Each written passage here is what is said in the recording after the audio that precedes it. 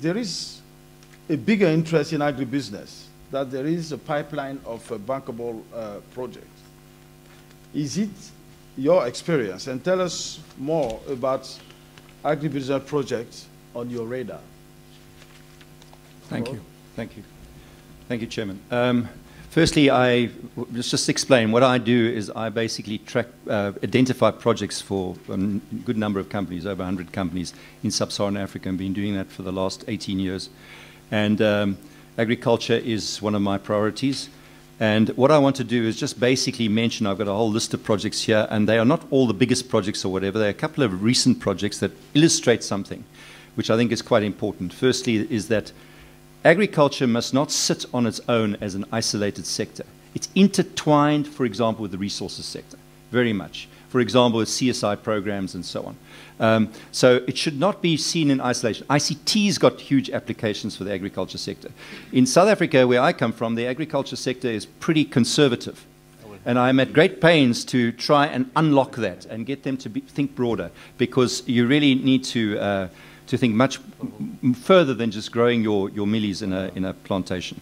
So the other thing is that everybody, when I was at the World Bank and African Development Bank and so on, in the corridors, there's been much more talking of agriculture than I've ever seen before. I think agriculture is at long last seeing its place in the sun. However, that being said, it's one of those sectors where there are so many boxes to tick. I mean, for example, I was involved with floriculture in Kenya. Their fashion comes into it. The stem length and the petal hue count. For those of you who know floriculture, it's quite a complicated business. And therefore, you know, you've got not only the weather, not only government regulation, not only support infrastructure, you've got all kinds of things that could sink it. And that is why it's been so difficult in the past, and why certainly it's not low-hanging fruit for many people. But excuse the pun with that. But so therefore, and but there is a strong flow, and there's lots of donor support. Now, what we have to do is leverage that. Now, just to give you a few examples, I'm best working with projects. I'm more of a micro guy than a macro guy. So I'd rather extrapolate trends and things from projects rather than bottom up rather than top down.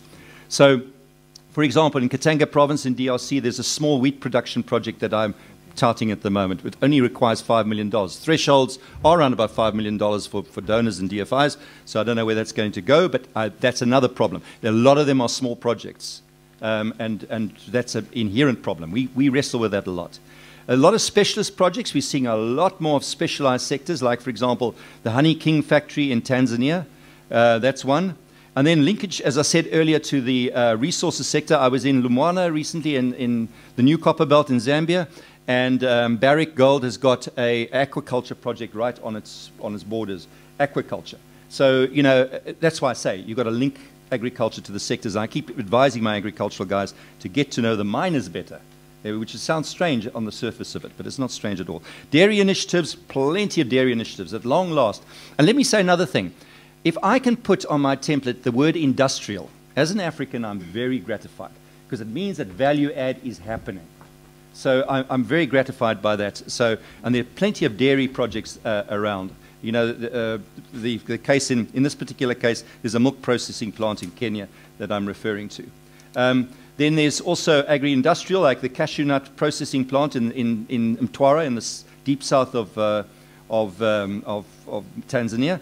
And then also support infrastructure, very important for our sector, for this sector, extremely important. Like, for example, I'm visiting Tanzania, visiting Dar es Salaam port, and the grain silo program. There's a big push now for us to produce our own grain, and therefore storage comes into it, and the whole grain silo story becomes very, very important. Then some major regional projects as well, like the Malawi-Tanzania integrated industrial development cluster has got a lot to do with obviously mining, but there's also a fertilizer plant being erected there as well, as there will be in Nakala in Mozambique as well. So that's very gratifying to see that kind of industry being applied to assist. Irrigation is, of course, very, very important, and in Rwanda there's a recent government-funded irrigation program. Rwanda is quite a progressive country, as you know.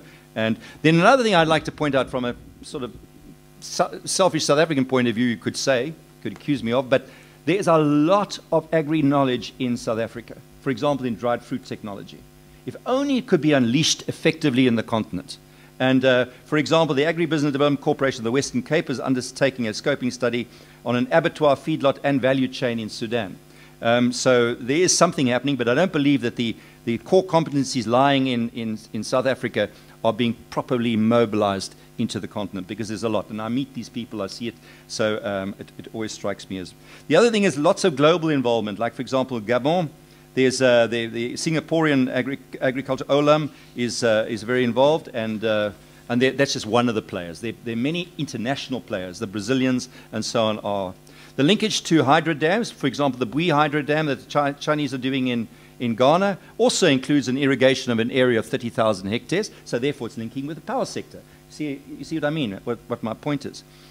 Special crops, avocados in Kenya.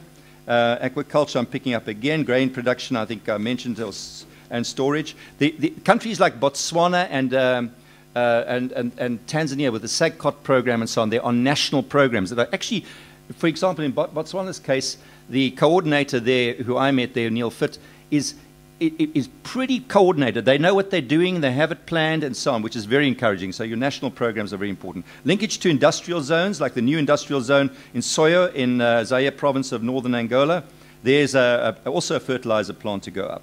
Burundi has a national program. There's now, I'm picking up more and more livestock projects as well, so that's definitely now the trend. I mentioned sugar is strong, but another fertilizer project in Eritrea this time.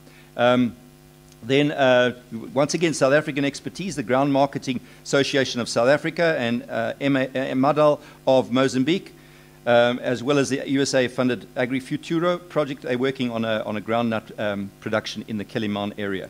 And then there's also a mine in Tanzania. The City Energy copper smelter also includes a sugar production plant. Irrigation in Botswana, which is a very dry country, is a major issue.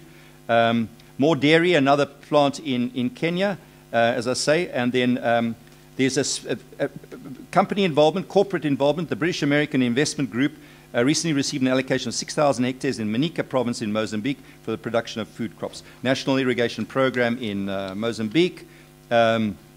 Portuguese group Probang in Angola, which has started a pig farm, and then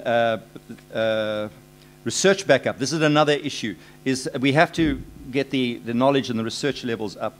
So it's interesting to see that at the University of Kinshasa in the Congo, there's the starting of an agricultural research center. So the biofuels, I haven't mentioned biofuels up until now.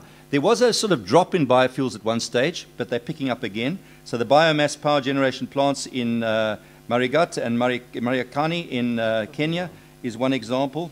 Linkage again to industrial zones. Just want to see if there's anything I need to point out especially that would be different from what I've said. Oh, and also the intra-African initiatives. I think Dangote, we all know about Dangote from Nigeria, are investing. They were originally an agricultural company. Now they're involved with cement. They're doing a cement plant. But they are... There's a Lubumbashi-based business organization which is promoting agricultural projects in Katanga as well as Burundi. In Angola and Zimbabwe are also involved with biofuels projects and so on. So I've just taken a few projects. I've got all templates for these projects. If you want to get them, you can be welcome to give me your card and I'll send them to you. But the diversity, the intensity has increased enormously. Because there are so many different players, there are so many aspects to the sector, it's a nightmare to coordinate properly. So we know that NEPAD and the others have produced, are implementing agricultural programs, very encouraging. And my last word, Mr. Chairman, is as they implement these huge programs, please, can I ask you, please involve the private sector, not only at the level of organizers, like with due respect myself, I have serviced 130 companies, Africa Investor, NEPAD Business Foundation, but the actual operators. If you can get some of the key core competencies, those operators into the story, instead of keeping it, I've been to many of these fora where I ask myself, where are the operators? Why aren't they in the room? You know, donor representatives can't always grow millies. So we've got to have those people, and it's such a diverse sector that there's a whole story to tell, and there are a lot of specialists around. We need to capture that, enhance it, and join it for the effort so that we can see agriculture, because Africa is still not feeding itself. It's still far from that, and we need to urgently address this issue. Thank you. Doing business in Africa. You can't afford to be without Africa Investor.